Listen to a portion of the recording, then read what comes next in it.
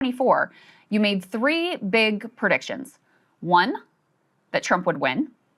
Two, that he would start a war with Iran. And three, that the U.S. would lose that war. Let's take a listen to that. In this class this semester, I'm making three big predictions, right? First is that Trump will win in November. Second is that the United States will go to war against Iran. And the third big prediction is that the United States will lose this war, which will forever change the global order. So obviously that last one is the only one that has not yet come to fruition. Is quite a stunning prediction. Do you stand by it? And what have you seen so far that leads you to sort of stand firm in that conclusion? So given my analysis of how the war is progressing, I think that Iran has many more advantages over the United States. The reality is that right now, it's a war of attrition between the United States and Iran. And the Iranians have been preparing 20 years for this conflict.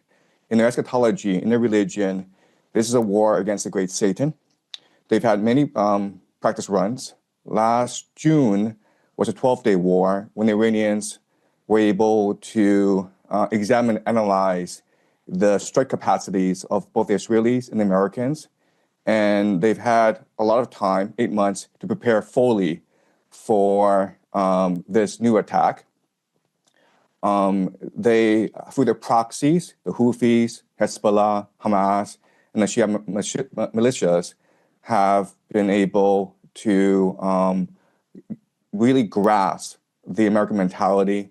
And now they have a pretty good strategy of how to weaken and ultimately destroy the American empire. So what the Iranians are doing is they're waging war against the entire global economy. And so they are striking the GCC countries.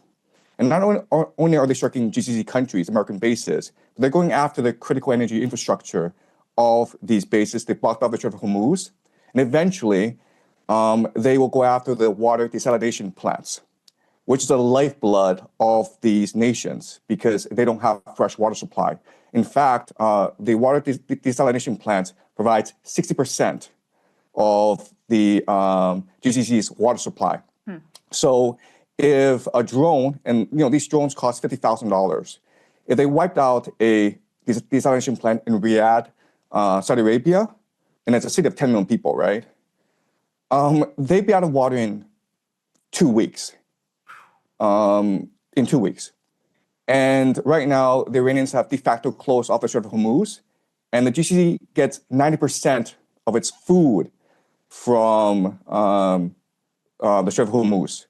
So I know a lot of people are talking about the disruptions to the global economy, but right now, the Iranians are actually threatening the very existence of Saudi Arabia, UAE, Bahrain, Qatar.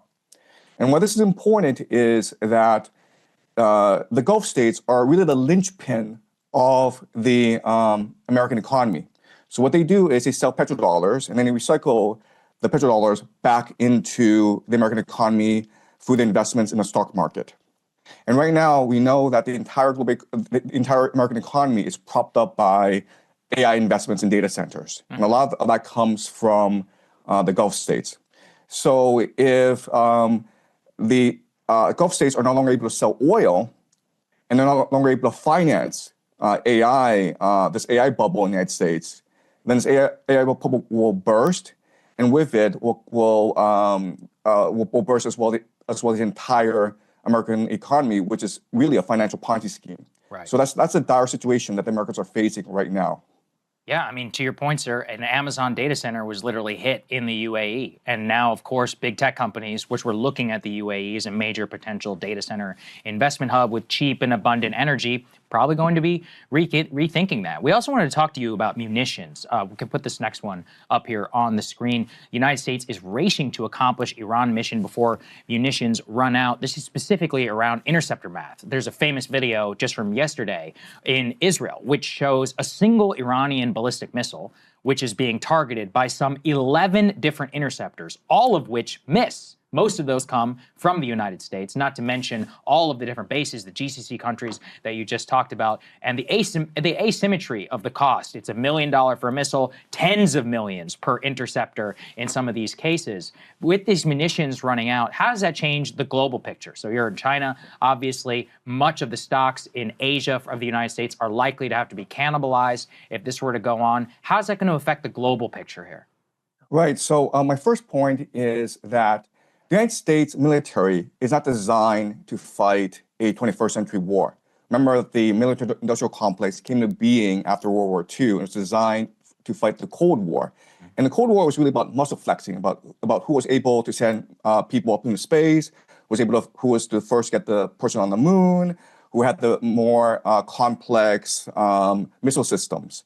And so the entire American military strategy revolves around very sophisticated technology that costs a lot of money to build, and that's what the American air defense system is basically, and that's why we're seeing this asymmetry, as you point out, in this war, where you have these $1 million missiles trying to take out these $50,000 drones, and it's not sustainable in the long term. And so what we're seeing is really the puncturing of the aura of invincibility and inevitability that sustained American hegemony for the past 20 years, especially after the collapse of the Soviet Union.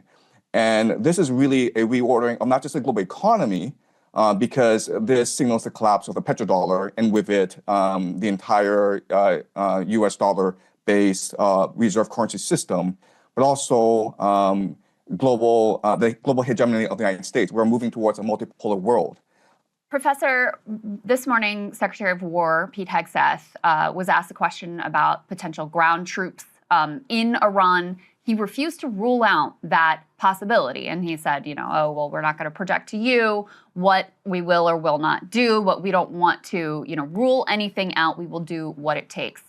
Do you think that America will end up invading Iran from the ground, since it's already becoming relatively clear they won't be able to accomplish the goal of regime change or even regime collapse using just air power alone? Right. So everyone says that the worst calamity that could happen in the United States is if it were to send ground troops into Iran. At the same time, the United States are committed to regime change in Iran. We've never had a precedent in history where you were able to regime change from the air alone. You need ground troops. And so unfortunately, what's going to happen over the next few months is that pressure will build on America to send ground troops, especially from the GCC countries and from Israel, which are being pouted right now by the Iranians. So remember that if the GCC countries, Saudi Arabia, Qatar, UAE, Bahrain, if they go, then the petrodollar goes with them. So the Americans need to protect these countries, and these countries are going to demand that either the Americans bribe the Iranians to cease, and this is like $5 trillion in indemnity, okay? Or send ground troops to wipe out the Iranian threat once and for all. And I know that there's no political will for ground troops to be used against Iran among the American people. But remember that 78% of American people was against initial strikes against Iran in the first place.